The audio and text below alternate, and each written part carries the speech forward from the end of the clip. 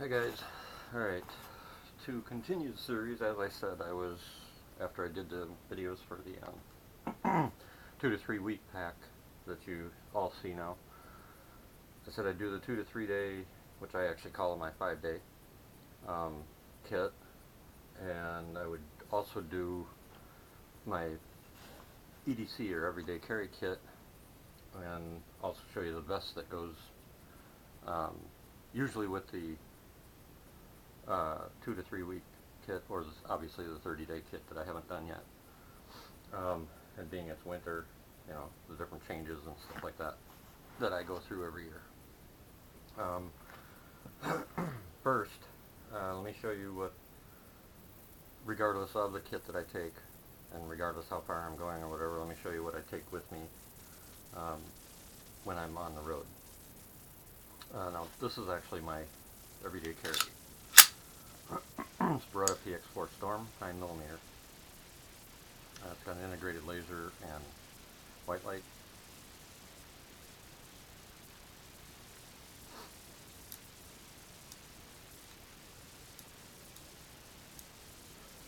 Um,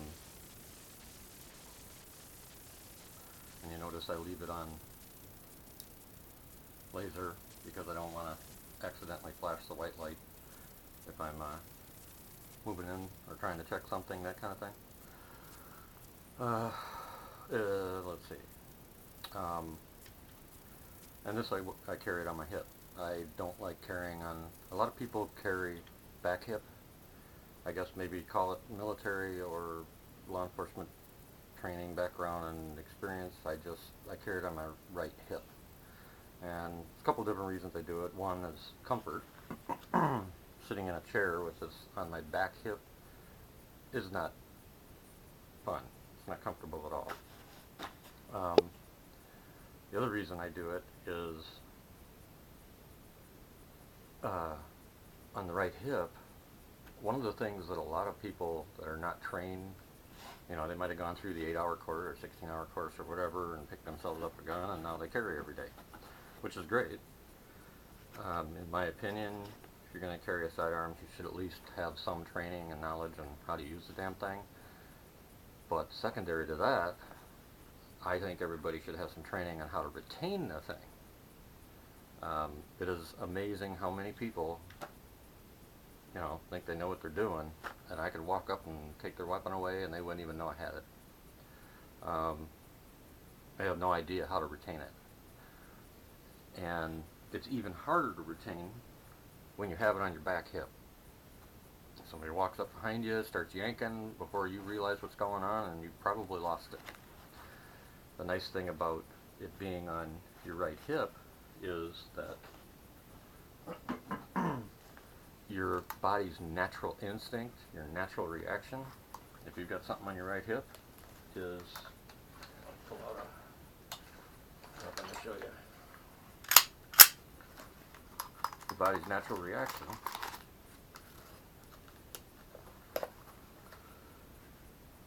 if I've got this on my hip, like this, and I'm walking along and somebody comes up and grabs it, my reaction is immediately to go like that with my arm. That's the first reaction. My second reaction, of course, is going to be based on how I react in my training or whatever. But back here, sorry, I can't put this arm back there because of my injuries. Back here, that's another reason I do it, obviously, but for most people back here, how in the hell are you going to come back here and try to stop somebody from taking your weapon? Alright? So you get it on your right side. You clamp down on that sucker and you do what you got to do, turn into them, that type of thing, or turn away, depending on what move you're going to make. They're not going to take your gun right away, even out of the blue. Your body is going to immediately react to just like that. And that's my 2 cents on that. So it's something you want to think about if you carry every day. Because losing your weapon is not a good thing by any means. Not just, it being stolen, but they'll turn it on you.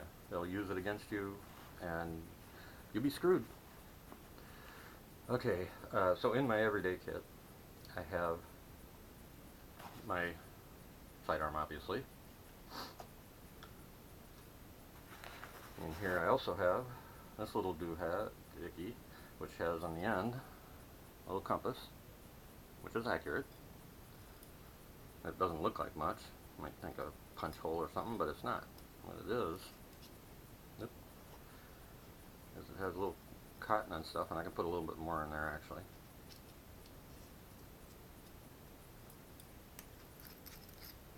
It's a flint and steel as well.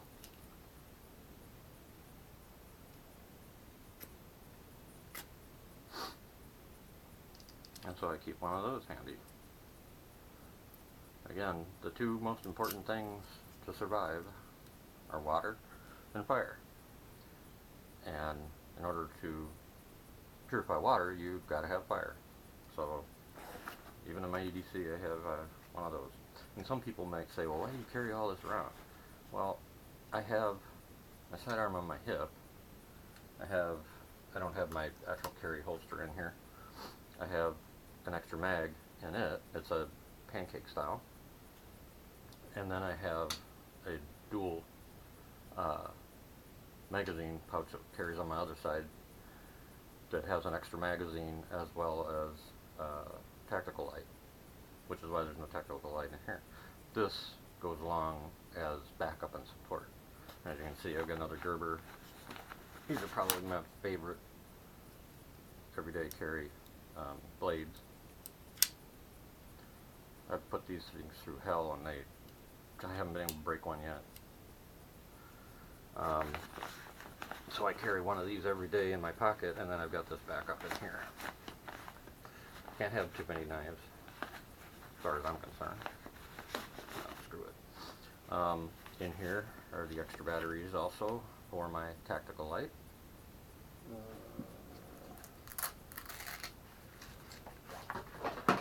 And my light that I carry all the time is the one that's got the infrared. It's the white and infrared. Again, Nightcore. This is a C17. And there's the infrared. Now, just because the camera can see the infrared, a person 5 feet or more cannot see that.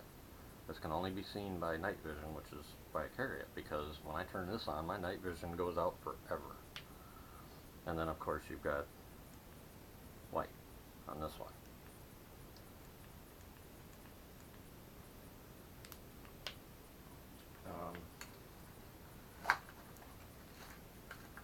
So these batteries are for that. In the behind pouches, got a pack that I could actually wear on my belt if I want of extra batteries, for that light. And I have additional batteries for this.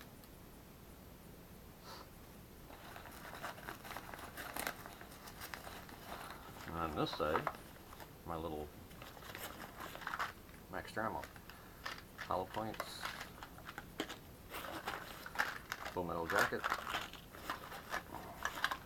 more full metal jacket, reloading tool if I want to use that, a good set of earplugs, and then also a cheap set, and a paracord bracelet that also has, I've got my military earplugs in there too. And this paracord bracelet, again, has a compass, a whistle, has flint and steel. This stays in there, and the steel is, well, steel's right there. I have not actually used this one to start a fire. Let's see if it works. Yep, sure does.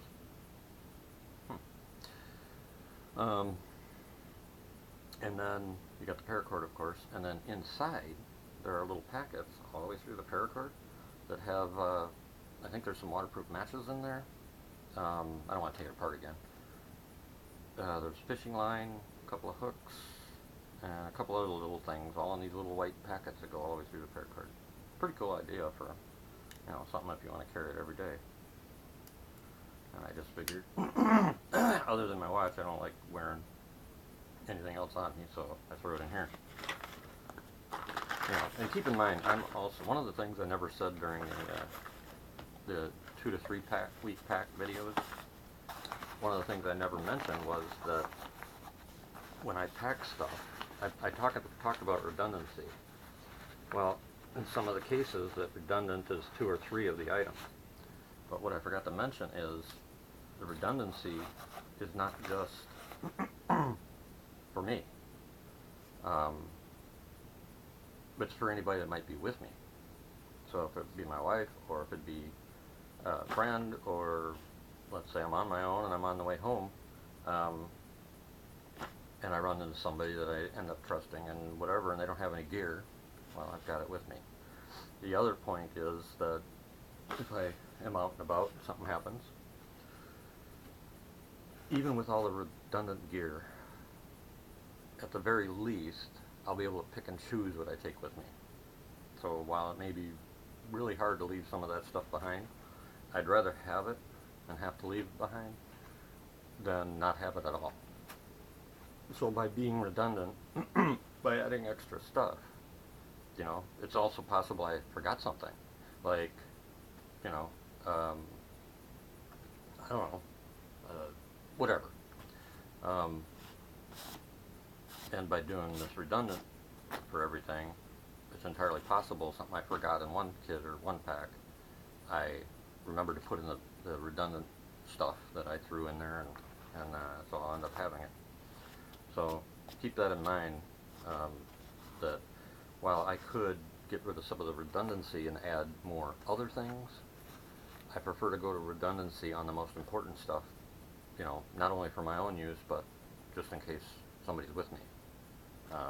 And again, like I said, if nothing else, I can leave it behind, or I could bury it, mark the location, and who knows, maybe someday I come back and there it be, you know. And it's entirely plausible, you know, that wrapped up and come back, it'll be there. Okay, so that's the EDC. Oh, dog here. Let's set that over here. Now, I was talking about my vest as well. And this is the vest. This goes anytime my 2 to 3 week or 30-day packs are taken. And under this is my Kevlar, and over that is this. Now again, this is winter, so heat's not that big a deal. In the summertime, you're going to have to make, you know, a decision on whether you want to carry both, on whether you're going to want to wear Kevlar and this, along with carrying a pack all the time. But that can be something that we discuss next spring when I redo all these for summertime. Being it's winter, not an issue. And in fact, when it's cold, you're going to be happy you've got the extra layers. The nice thing about the way these vests work is put them on and they're very load-bearing, comfortable. They look like they're kind of, you know, a mess, but once you get them adjusted to your size and on, you barely even notice you're carrying them. And it doesn't really load you down to where your shoulders ache and stuff like that because of the way the load bearing works. Now in mine, again, there's two types. There's this type, and then there's this type. And some people prefer something like this. I don't. This is okay for, you know, a day or two, something like that, you know, where you don't need a bunch of, you don't need to go a distance, you know, for day in and day out. If you did, the problem with this is it's got straps just like your backpacks. That means you're going to be double strapping your shoulders. And to me, that's just not something I want to even contemplate. This one rides, well, like a vest. And it's fully adjustable. It's even got mole on the backs. Whoop, it's even got mole on the back so that I could, if I wasn't wearing a backpack, I could actually attach more pouches back here. Which on my other one that stays here, I have extra packs back here with first aid, first aid, extra ammo, stuff like that. This one, which goes with my kit when I travel, and like I said, the 2 to 3 week pack that I did the video for that you've all seen, that one goes with me if I go 50 miles or more. Anything below 50 miles, this little 3 to 5 day kit I'll show you here in a little bit and in the next video. That goes with me anything under 50 miles. But above 50 miles, my big kit goes with me, and this goes with that. In here, first, is a load-bearing belt. And you can get these separate. And I set it down here just so I could show it to you. There it is. And you can buy them just separate like this. And these are great because this one, I took all the stuff off for now and I gotta put it back together. But if you just want to carry sidearm, extra ammo, stuff like that, without a vest or anything else, these are awesome. Quick on, quick off. You don't have to mess with anything. They can easily carry the weight. Use, you know, pretty much any pouch that you want to put on. On here, attached to the vest, it actually helps the load bearing of the vest itself. Plus, as you can see, you can attach, well, this isn't attached, this is just hanging because it goes with it. You can attach, on mine, I've got an extra mag pouch for my sidearm, for one of my sidearms. You'll see in a second. I've got, let's start up here. In here, I've got my small binoculars, earplugs, and rubber gloves, and another connector.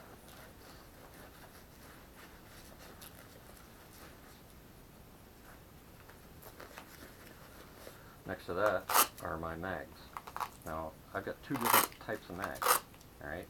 And normally these mags will go here. I'll show you in a second. I've got a bunch more mags. They're sitting over there. I didn't put them in because they're not loaded right now. But I've got 2 types of mags, and the reason I've got 2 types of mags, and you notice how I make sure that they're turned a certain way? The reason is because my vest has my second sidearm. And when I pull a mag out, if I pull a mag out, I want to be able to come up, insert, rack, and I'm done. If I had it like this, I'd have to pull it out, turn it around, insert, and go. Actually, I wouldn't have to rack because it would already be racked, but you get the point. So when you're putting your mags in and putting your mags away, it's something to think about, whether it's on your belt or on your vest or anything else. Make sure your magazines are turned for, you know, so it's easily, you can easily just slide them in and go. Alright? And if you missed the beginning of the video, already checked them. So I've got my second sidearm here. And what's nice is if I see trouble coming, I just go like this, and it's ready. It's not going to come out of there just because. But I can easily slide it out. My second sidearm, which, like I said, is normally it's either my Beretta or my Ruger SR9C. Normally it's the Beretta, though I prefer it to carry. This is my tactical, my thigh holster tactical. And it wraps around my thigh, and then it attaches to this belt. And in essence, is my second weapon, or my second sidearm, I should say. And again, since the Beretta goes in here, its mag goes here, and again, you turn the magazine so that when it's locked back, you can pull and just push your mag right into the weapon, and away you go. Additionally on here, I have my dagger, double-bladed, and as you can see, most of my gears had a lot of use, so I'm not going to get into where and why, but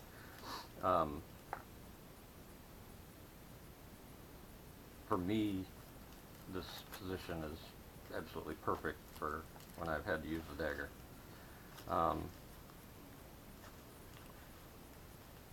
tough part about it is just putting a snap back, but it's a thumb snap, so when I go down, if I've got it down, my hand down on my side, I can just push, pull, and go. And so that's my tactical that goes with this. Next, I've got a pen, which is also a window breaker. They call them tactical pens. So, Buddy gave this one to me. Other than writing, I'm not sure if I'd use it for anything else, but it's good to have just in case I want to break into a car or something like that, and I don't have my knife for whatever reason. Next, on my sidearm here, I've also got another mag. That one actually goes to the Beretta, though. Here is another SOG knife, an actual SOG, not a fuck. Well, that's why you gotta be careful. Damn it. Excuse the French, by the way. Huh, now we should do a video on first aid. Well, I guess I don't have to tell you it's sharp. What was I gonna... This is an actual diver's knife. You can strap it pretty much anywhere you want, but I put it on my vest because I can quickly get to it, pull it out if I need to. What I really like about this one is if I'm doing something at night, it's lit. Got a little dust on it, which is pretty nice. I don't have to turn on a bright light or grab my flashlight just to do something when I need, if I got to cut some rope or cut a branch or do something else that I don't want to give my position away or I don't want to use both my hands. Right there.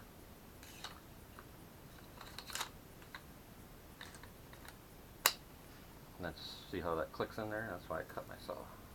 Still bleeding. Down below that is where I actually keep my tactical light, and this one also is the white versus IR, just like the other one. And the reason I do that is because on my weapons, because these are Nightcore, I actually have the weapon mounts. So I can take it out of here, put it on my rifle. If my rifle doesn't have one or it breaks or something, it's served multiple purposes, obviously. Next to those, I have the magazines. And these are my 5.56 NATO standard. And I've got 3 of those. And counting the dual mag and the weapon, that gives me 5. Plus, as you saw in my packs, I carry extra ammo. Or in the big pack, at least. The 3 to 5 day, I do not carry any 5.5 ammo because I don't carry this with me. So the only thing I have with me when 3 to 5 days is my sidearm. But for the 3 to 5 week, or 3 week pack, 2 to 3 week pack, this is with me, and I've got the extra 5.56 in there, as you saw. So I have a total of 5 magazines, 2 in the weapon because they're reversible, and 3 in the vest.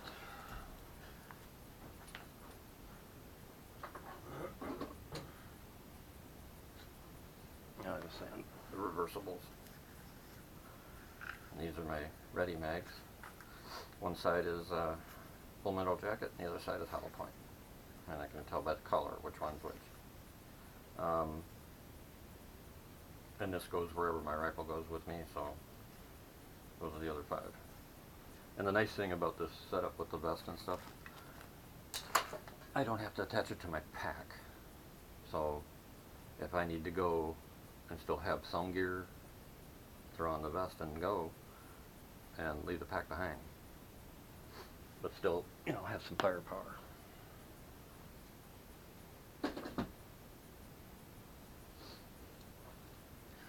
Now, the other thing I want to touch base in this video on is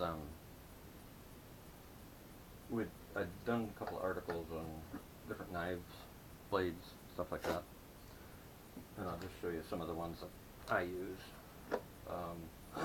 and equip my gear with. This is what I call my junk box knife, and basically I keep inexpensive, you know, if I break them, I break them, I don't really give a shit. They're okay, they work, they're last, you know, for a while. Some of them even have extra tools in them, flashlight or whatever.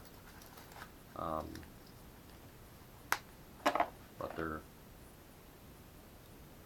just, you know, inexpensive but decent knives. Like this one's actually pretty nice. It's got a built-in flashlight. I don't think I've got the batteries in it. Nope. And it's got a flint and steel built in.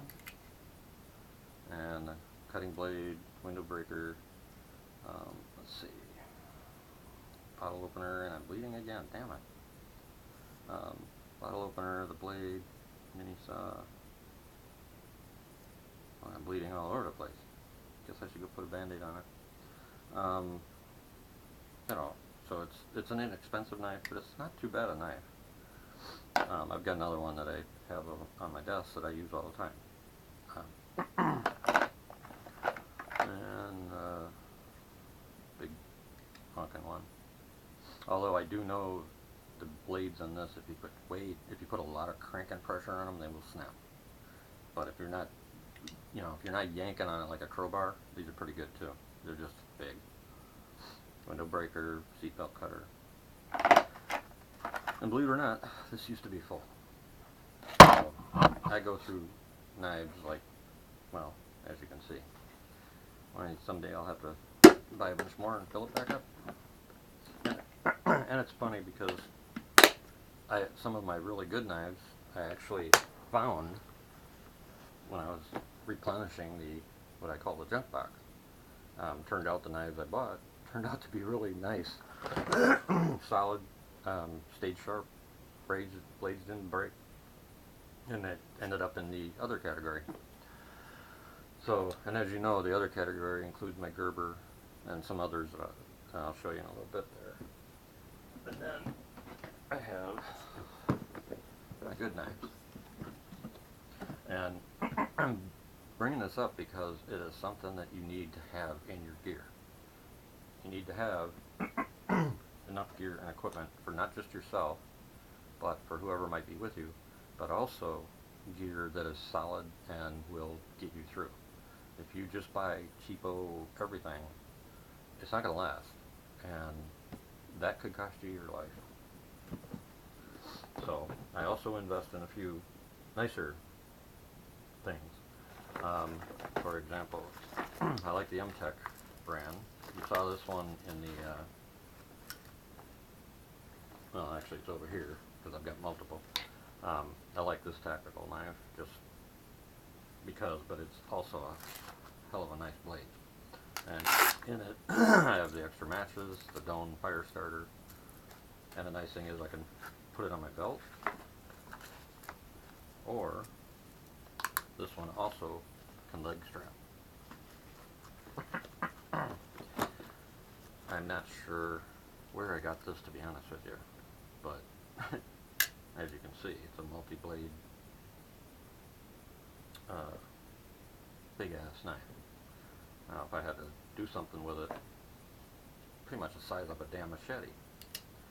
But I had a small one of these, and I still have it around here somewhere, and still use it. So I got the big brother. These are throwing knives here. Not something that your typical person's going to need or want, but if you can throw them and hit your target with them.